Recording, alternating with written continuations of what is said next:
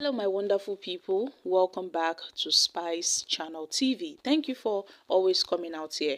If you're joining us for the first time, please kindly subscribe and don't forget to give us a thumbs up. Thank you. In a recent development, a coalition of northern groups strongly condemned the calls for the release of Nnamdi Kanu, the detained leader of the indigenous people of Biafra, while also warning political figures like Peter Obi and other persons against advocating for Nnamdi Kanu's freedom.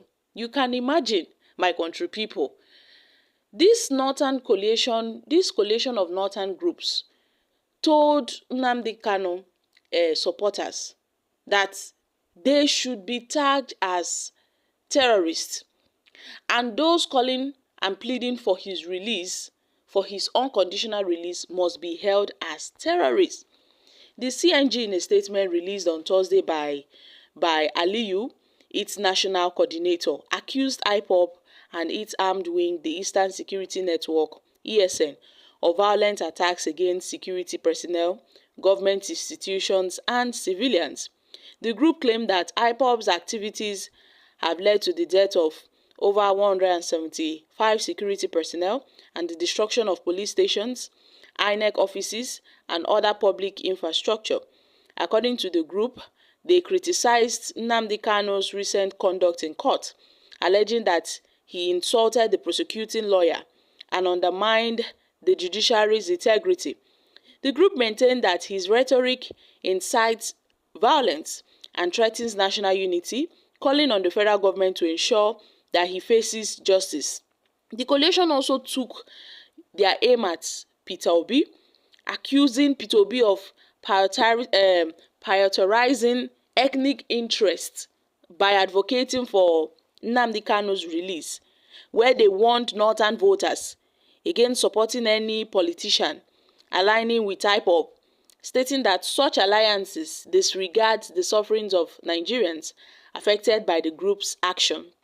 The CNG reiterated its demand for international intervention to facilitate peaceful separation of the southeast from Nigeria, arguing that the continued agitation for Biafra destabilizes the nation, where they urge the government to resist any pressure to release Nnamdi Kanu unconditionally, warning that doing so would embody separatist movement and undermine national security. Guys, what is really going on? Now, this is to note that if we want to, explain the problems of Nigeria, it will take a long time, and this somehow serves as a clear evidence that Northerners are somehow fighting the Igbos. This tells you all you need to know, that the North are part of the problem of Nigeria. When the North says an attack on Boko Haram terrorists is an attack on the North, that simply means the North are terrorists. When will this country get better?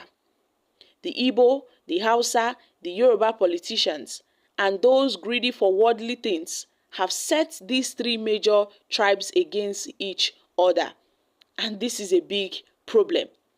We all know releasing Nnamdi Kanu will bring peace to the southeast region.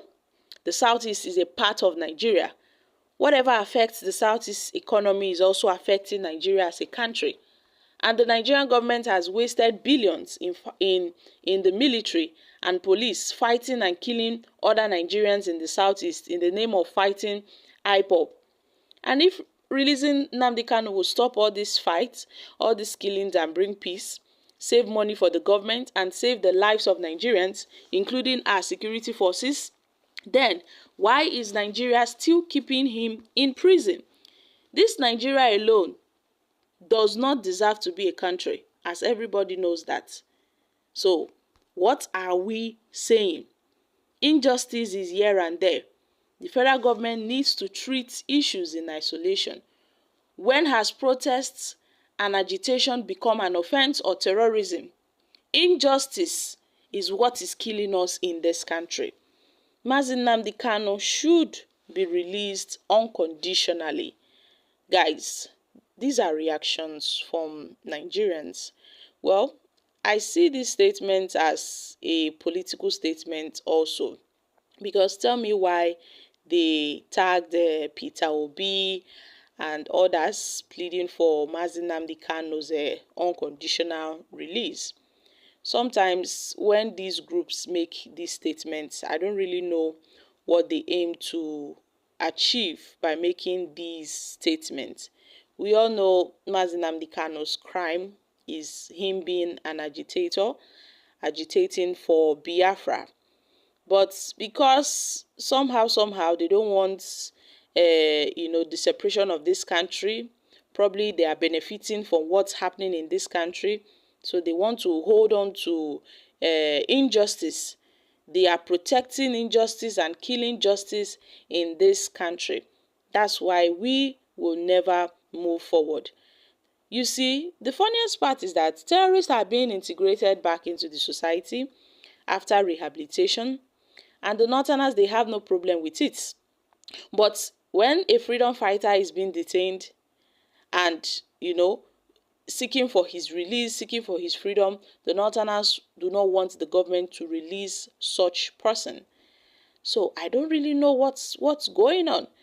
I don't really know why they are tagging agitators as terrorists. Meanwhile, the main terrorists are not even tagged as terrorists. They are being celebrated. They are being welcomed back into the society. Just a few weeks back, the Nigerian government, the northern government, they made some certain announcements. One of the northern states that about 600 and something, Boko Haram terrorists who have repented. They tag them repentant Boko Haram members. Who have undergone rehabilitation, that they've been integrated back into the society. That's how they keep on doing it. It's a vicious cycle. They keep on bringing these people back into the society. That's why the insecurity in the north will never cease to end, because they keep bringing these guys back.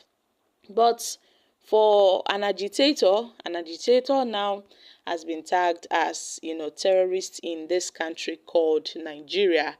So this is like a call from the CNG, the Coalition of Northern Groups, to Nigerians and to also Northerners, that they should not support P2B probably in 2027, and other leaders pleading for Nnamdi Kanu's release. Guys, what are your thoughts on this? I'm dropping here. Kindly share your thoughts concerning this in the comments section. Thank you.